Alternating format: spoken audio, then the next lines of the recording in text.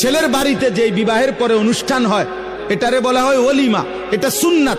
রাসূলুল্লাহ সাল্লাল্লাহু আলাইহি সাল্লাম বলছেন, ওলিমার দাওয়াত যে ফিরায় দেয়, প্রত্যাখ্যান করে, সে আমি রাসূলকে প্রত্যাখ্যান করে। এত গুরুত্ব দিয়েছেন এই দাওয়াতটার প্রতি, মানে এটা যাওয়া উচিত।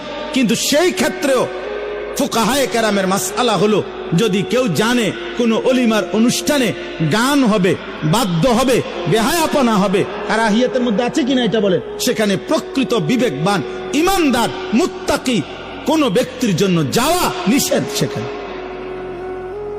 আপনি বুঝেন না? হ্যাঁ, হাইয়েস্ট একটার মধ্যে 14 জন বহাই দিছে, বেড়া বেড়ি, কোনার বেড়ি কোনার সাসি কার জেডি কার কিতারে বইলাইছে, বইলাও যে জেন্দে জায়গা পাও, 3টা রাখছি গাড়ি। হ্যাঁ, গাড়ি 3টা আছে, জেন্দে যে যেমনে পাও বইলাও। ওমা কার লগে কে বইলাইলো? আশ্চর্য।